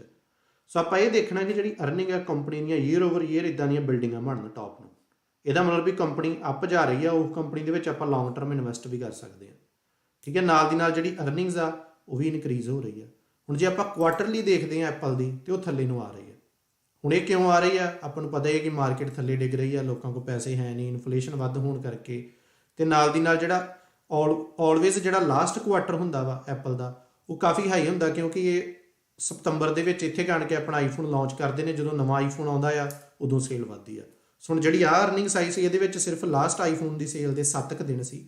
ਹੁਣ ਨੈਕਸਟ ਜਿਹੜੀ ਆਈਫੋਨ ਦੀ ਸੇਲ ਹੋਈ ਆ, ਨੈਕਸਟ ਅਰਨਿੰਗਸ ਦੇ ਵਿੱਚ ਕੁਆਟਰ ਦੇ ਵਿੱਚ ਜਿਹੜੀ ਆਉਣੀ ਆ ਉਹਦੇ ਵਿੱਚ ਆਊਗੀ, ਉਹ ਬਿਲਡਿੰਗ ਕਾਫੀ ਹਾਈ ਹੋਣ ਦੇ ਚਾਂਸ ਆ, ਠੀਕ ਹੈ। ਸੋ ਇਹ ਚੀਜ਼ ਤੁਸੀਂ ਦੇਖਣੀ ਆ। ਹੁਣ ਜਿਹੜੇ ਲੋਕੀ ਕਹਿ ਦਿੰਦੇ ਨੇ ਕਿ ਆਹ ਸਟਾਕ ਬਹੁਤ ਮਾੜਾ ਆ, ਇਹਨੂੰ ਆਪਾਂ ਸ਼ਾਰਟ ਕਰ ਦਈਏ ਲੌਂਗ ਟਰਮ ਲਈ, ਉਹ ਕਿਉਂ ਕਰਦੇ ਨੇ? ਹੁਣ ਆਪਾਂ ਬੈੱਡ ਬਾਥ ਬਿਯੋਂਡ ਦਾ ਸਟਾਕ ਦੇਖਦੇ ਹਾਂ। ਹੁਣ ਇਹਦੀਆਂ ਜੇ ਤੁਸੀਂ ਬਿਲਡਿੰਗਾਂ ਦੇਖੋਗੇ, ਤੁਸੀਂ ਬਿਲਡਿੰਗਾਂ ਦੇਖ ਕੇ ਹੀ ਆਪੇ ਹਿਸਾਬ ਲਾ ਲੈਣਾ ਕਿ ਹਾਂਜੀ ਕੀ ਹੋ ਰਿਹਾ। ਐਨੂਅਲੀ ਥੱਲੇ ਜਾਈ ਜਾ ਰਿਹਾ, 12 ਬਿਲੀਅਨ ਤੋਂ ਆ ਗਿਆ 11 ਬਿਲੀਅਨ ਤੇ 2020 ਚ, 2021 ਚ 9 ਬਿਲੀਅਨ ਤੇ ਆ ਗਿਆ, ਠੀਕ ਹੈ ਜੀ। 2022 ਦੇ ਵਿੱਚ 7 ਬਿਲੀਅਨ ਤੇ ਆ ਗਿਆ। ਪਹਿਲਾਂ ਕੀ ਅਰਨਿੰਗ 137 ਮਿਲੀਅਨ ਮਾਈਨਸ ਦੇ ਵਿੱਚ ਹੀ, ਹੁਣ ਕਿੱਥੇ ਜਾਣ ਲੱਗ ਗਈ? ਆਲਮੋਸਟ 560 ਮਿਲੀਅਨ ਮਾਈਨਸ ਦੇ ਵਿੱਚ। ਸੋ ਕੰਪਨੀ ਥੱਲੇ ਡਿੱਗਦੀ ਜਾ ਰਹੀ ਪਿਛਲੇ 3-4 ਸਾਲ ਤੋਂ। ਤੇ ਉੱਥੇ ਐਂਡ ਤੇ ਕੀ ਹੁੰਦਾ, ਕੰਪਨੀ ਪੈਸਾ ਲੂਜ਼ ਕਰ ਰਹੀ ਆ, ਰੈਵਨਿਊ ਘਟ ਰਿਹਾ, ਉਹਨਾਂ ਦਾ ਬਿਜ਼ਨਸ ਸ਼ਰਿੰਕ ਹੋ ਰਿਹਾ। ਹੁਣ ਜੇ ਤੁਸੀਂ ਫਿਰ ਅਗੇਨ ਕੋਈ ਬਿਜ਼ਨਸ ਬਾਏ ਕਰਨਾ ਵਾ ਤੇ ਤੁਸੀਂ ਉਹ ਬਿਜ਼ਨਸ ਬਾਏ ਕਰੋਗੇ ਜਿਹੜਾ ਸ਼ਰਿੰਕ ਹੋ ਰਿਹਾ? ਆਨਸਰ ਆ ਕਿ ਨਹੀਂ, ਠੀਕ ਹੈ। ਅਨਲੈਸ ਤੁਹਾਡੇ ਕੋਲ ਕੋਈ ਇੱਦਾਂ ਦਾ ਆਈਡੀਆ ਹੈਗਾ ਜਿੱਦਾਂ ਐਲਾਨ ਮਸਕ ਨੇ ਟਵਿੱਟਰ ਬਾਏ ਕਰ ਲਈ ਕਿ ਹਾਂ ਮੇਰੇ ਤੋਂ ਇਦਾਂ ਦਾ ਆਈਡੀਆ ਹੈਗਾ, ਮੈਨੂੰ ਚੱਕ ਲੂੰਗਾ ਉੱਪਰ, ਠੀਕ ਹੈ, ਉਹ ਇੱਕ ਵੱਖਰੀ ਮੂਵ ਆ। ਪਰ ਇੱਥੇ ਆਪਾਂ ਕੁਝ ਕਰ ਨਹੀਂ ਸਕਦੇ, ਡਿਸੀਜਨ ਲੈ ਸਕਦੇ, ਇਸ ਲਈ ਆਪਣਾ ਤਾਂ ਕੋਈ ਇੱਥੇ ਡਿਸੀਜਨ ਹੈ ਨਹੀਂ। ਆਪਾਂ ਤਾਂ ਇਹੀ ਦੇਖ ਸਕਦੇ ਹਾਂ ਕਿ ਜਿਹੜੇ ਮੇਨ ਇੱਥੇ CEO CFO ਬੈਠੇ ਨੇ, ਕੰਪਨੀ ਦੇ ਓਨਰ ਨੇ, ਉਹ ਕੀ ਕਰ ਰਹੇ ਨੇ। ਉਹਨਾਂ ਦਾ ਆਪਾਂ ਨੂੰ ਇੱਥੇ ਪਤਾ ਲੱਗ ਜਾਂਦਾ ਕਿ ਹਾਂ ਕੰਪਨੀ ਥੱਲੇ ਆਈ ਜਾ ਰਹੀ ਹੈ, ਬਲੱਡ ਟੈਸਟ ਜਿਹੜਾ ਹੋ ਰਿਹਾ ਐਵਰੀ ਈਅਰ ਉਹ ਮਾੜਾ ਹੀ ਆਈ ਜਾ ਰਿਹਾ, ਸਿਹਤ ਡਾਊਨ ਹੋਈ ਜਾ ਰਹੀ ਹੈ ਕੰਪਨੀ ਦੀ, ਐਂਡ ਨੇ ਕੀ ਹੋ ਜਾਣਾ, ਡੈਡ ਹੋਣ ਦੇ ਚਾਂਸ ਆ ਕਿਤੇ ਨਾ ਕਿਤੇ। ਇਸ ਕਰਕੇ ਆਪਾਂ ਇਹਦੇ ਵਿੱਚ ਇਨਵੈਸਟ ਨਹੀਂ ਕਰਾਂਗੇ। ਸੋ ਇਹ ਚੀਜ਼ਾਂ ਤੁਸੀਂ ਸਾਰੀਆਂ ਦੇਖਣੀਆਂ। ਸੋ ਬੈਕ ਟੂ ਬੇਸਿਕ ਇੱਥੇ ਆ ਗਏ ਆਪਾਂ ਕਿ ਅਰਨਿੰਗ ਪਰ ਸ਼ੇਅਰ ਦੇਖਣੀ ਹੈ, ਐਨਾਲਿਸਟ ਦਾ ਕੀ ਐਕਸਪੈਕਟੇਸ਼ਨ ਆ, ਆਈ ਕਿੰਨੀ, ਰੈਵਨਿਊ ਦੀ ਕੀ ਐਕਸਪੈਕਟੇਸ਼ਨ ਆ, ਆਈ ਕਿੰਨੀ। ਜੇ ਕੋਈ ਕੰਪਨੀ ਸਬਸਕ੍ਰਾਈਬਰ ਤੇ ਬੇਸਡ ਆ, ਨੈਟਫਲਿਕਸ, ਹੁਲੂ ਦੇਖ ਲਈਏ ਆਪਾਂ, ਫੁੱਬੋ TV ਦੇਖ ਲਈਏ, ਇਹ ਸਾਰੇ ਸਬਸਕ੍ਰਾਈਬਰ ਦੇ ਬੇਸਡ ਆ, ਇਹਨਾਂ ਦੇ ਸਬਸਕ੍ਰਾਈਬਰ ਦੀ ਐਕਸਪੈਕਟੇਸ਼ਨ ਕਿੰਨੀ ਸੀ, ਆਏ ਕਿੰਨੇ।